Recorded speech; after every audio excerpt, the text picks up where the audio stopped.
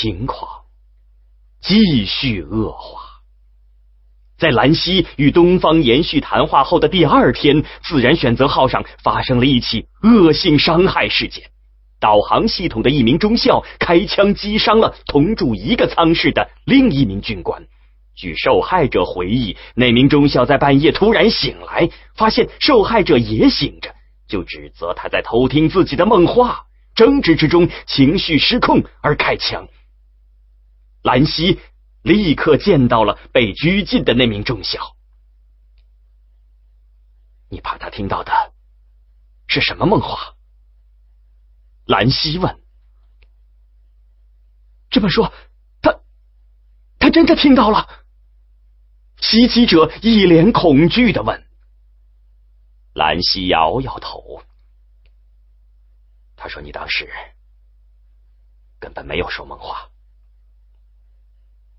就算说了又怎么样？你们怎么能把梦话当真？我心里不是那么想的，我当然不会因为一句梦话下地狱。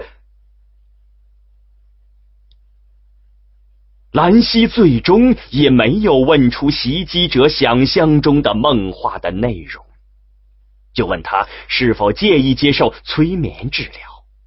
没想到这使得袭击者的情绪再次失控，他突然跃起，死死扼住兰溪的脖子，宪兵进来才把他们拉开。走出拘禁室后，一名听到刚才谈话的宪兵军官对兰溪说：中校，不要再提什么催眠治疗，否则第2战勤部将成为全舰最痛恨的地方，你们都活不长的。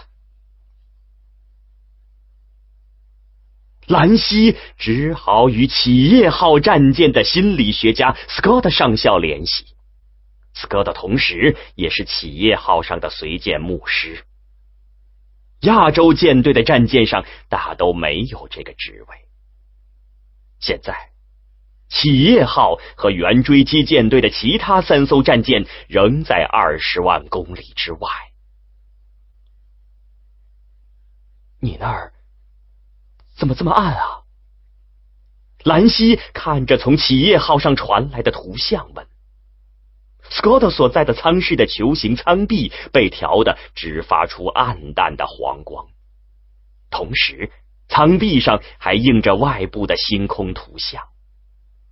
斯科特仿佛置身于一个弥漫着昏暗雾霭的宇宙中，他的面孔隐藏在阴影里。即使这样，兰溪还是能感觉到他的目光从自己的注视中迅速移开。伊甸园正在暗下来，黑暗将吞噬一切。斯科特用疲惫的声音说。兰溪找斯科特是觉得他身为企业号的牧师，很可能有人在忏悔中向他吐露了实情，他也许能给自己一些提示。但听到这话，又看到上校阴影中若隐若现的眼神，兰溪知道什么都问不出来，于是把要问的话压下去了，换了一个连他自己都吃惊的问题。第1个伊甸园发生过的事，都要在第2伊甸园里重复吗？不知道，反正毒蛇已经出现了。第2伊甸园的毒蛇正在爬上人们的心灵。这么说，你已经吃了智慧果？斯科特缓缓地点点头。然后低下的头再也没有抬起来，像是在极力隐藏那出卖自己思想的目光。算是吧。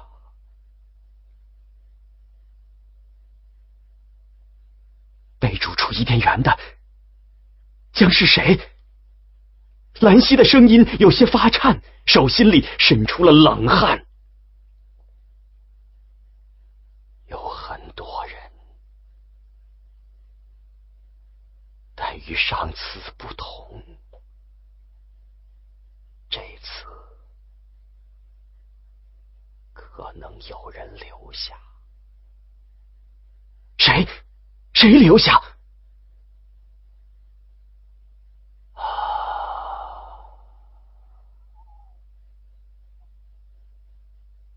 蓝中晓，我说的够多了，你为什么不自己去找智慧果？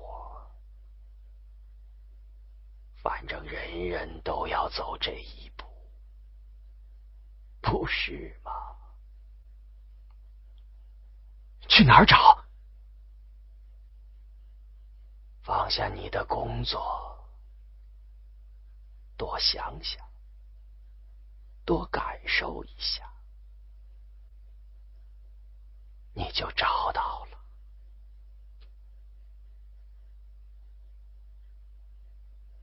与斯高的谈话后，心绪纷乱的兰溪停止了忙碌，按上校的劝告静心思考。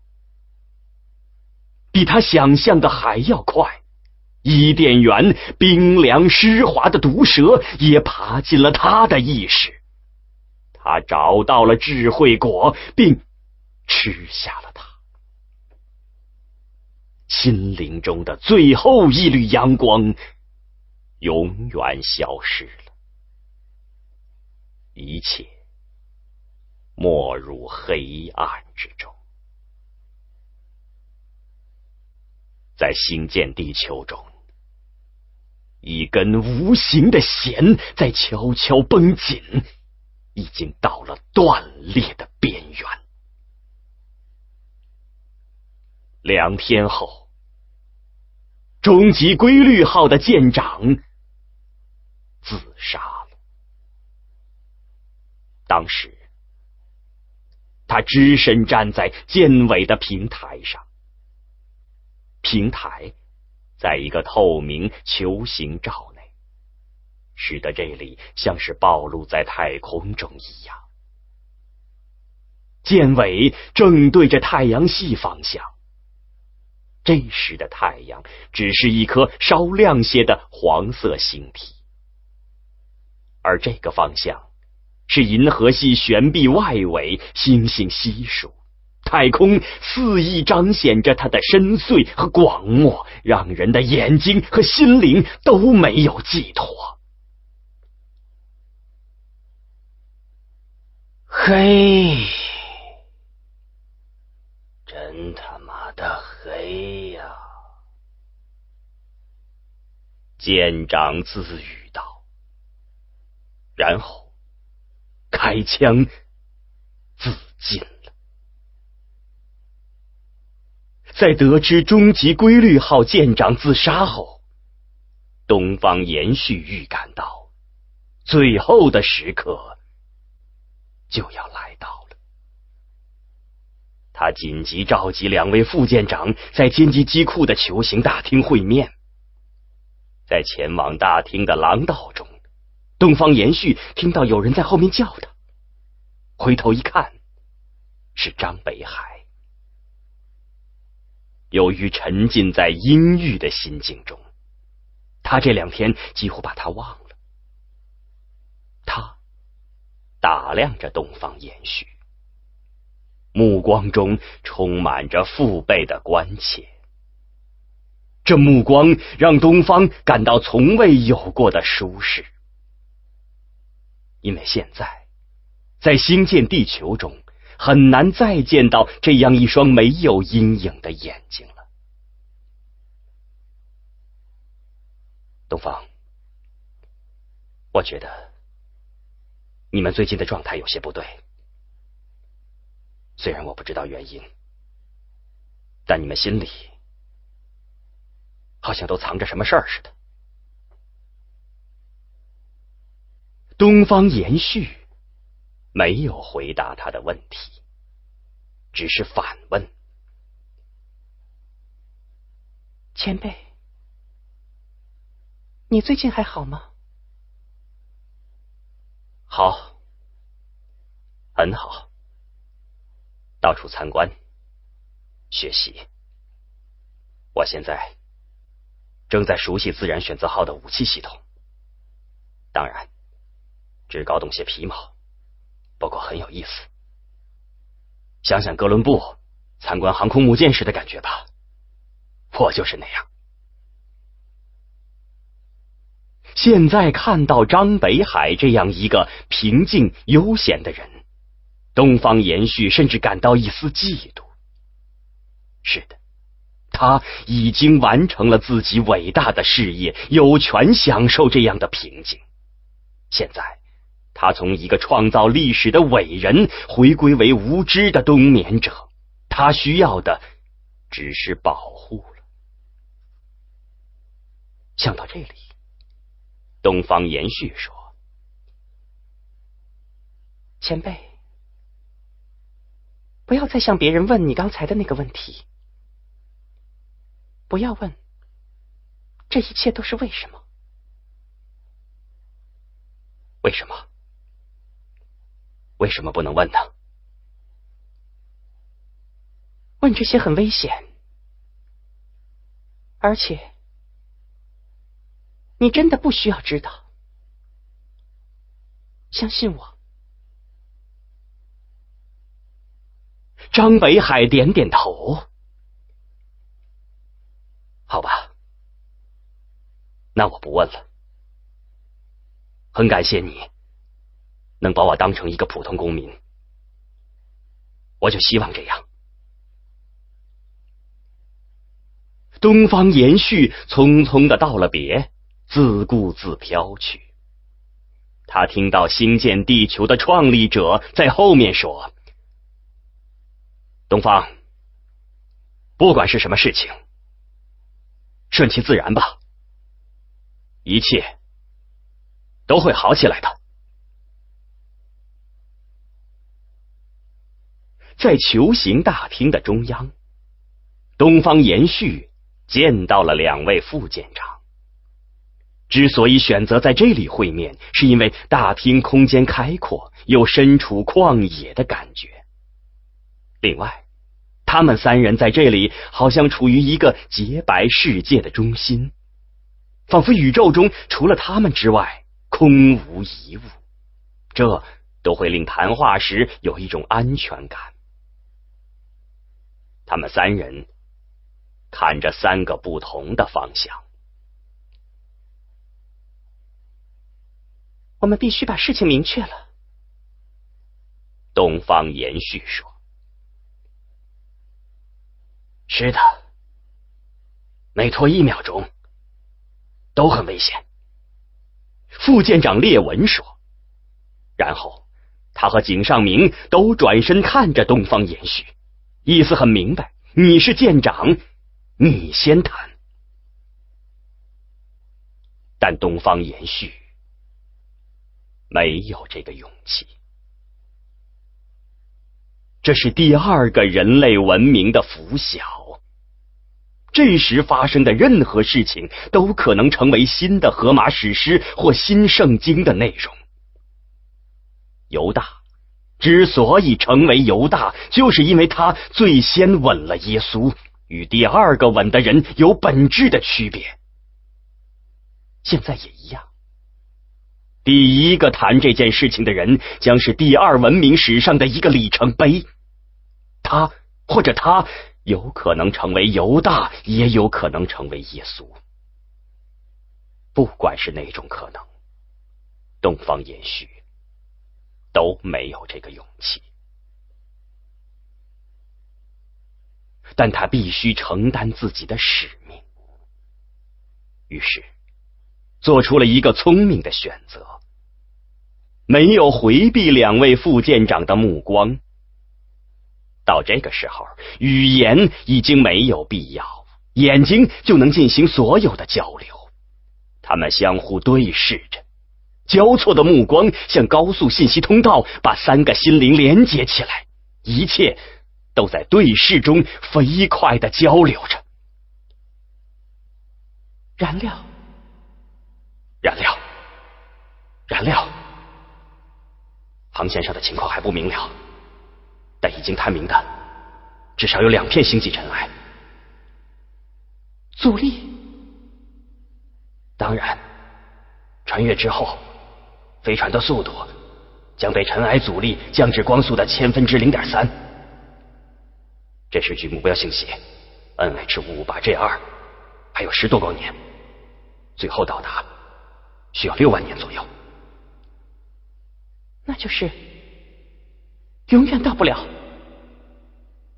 飞船也许能到，但船上的生命到不了，即使冬眠系统也维持不了那么长时间。除非在尘埃中保持速度，或在穿越后加速。可是燃料不够。即便燃料是飞船的唯一能源，还有其他地方要用。飞船的生态循环系统，可能的航向修正，还有到达目标星系时的减速。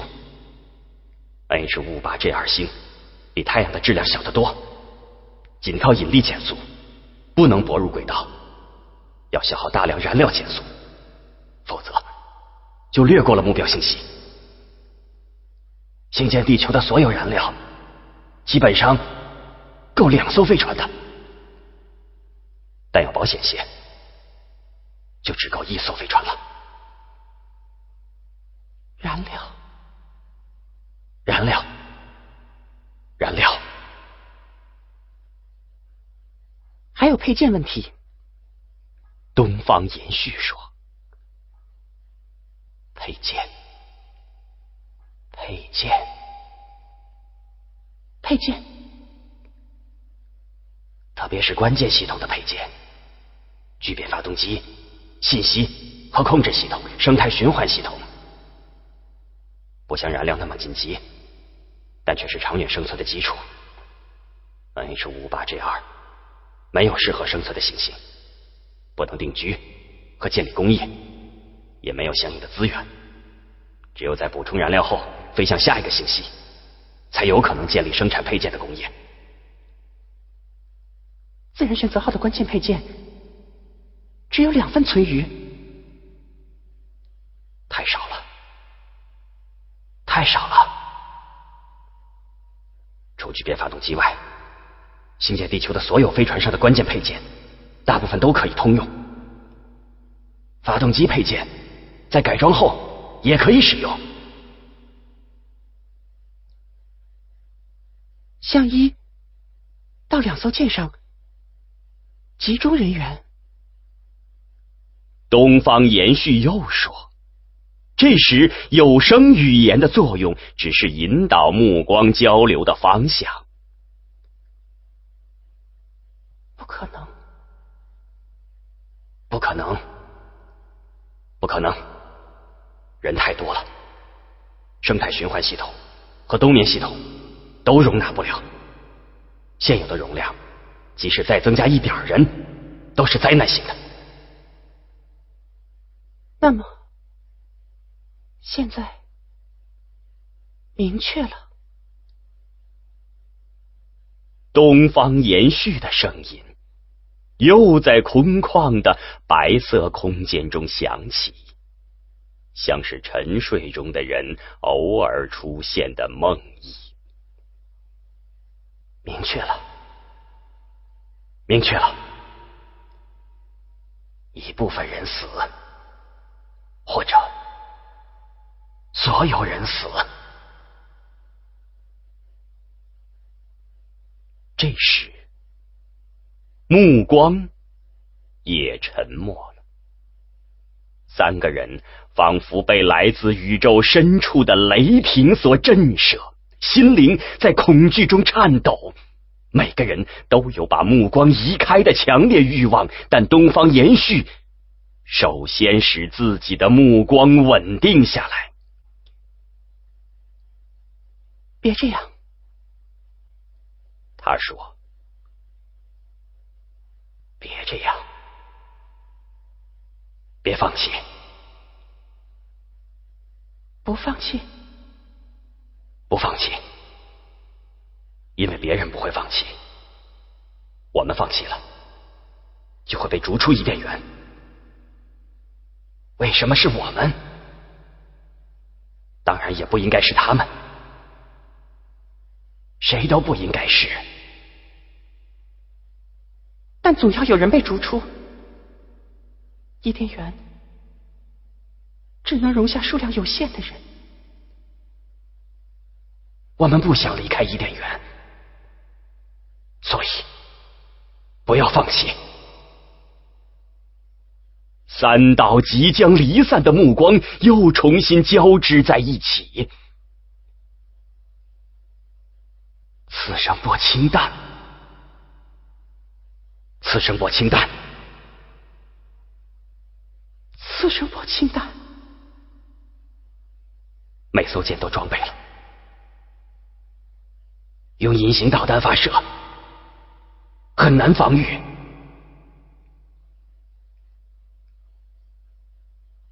次声波氢弹是一种太空核武器，用于打击对常规辐射有良好屏蔽的飞船目标，能够以空气中的次声波的频率连续发生多次核爆炸，每次核爆都产生强烈的电磁辐射。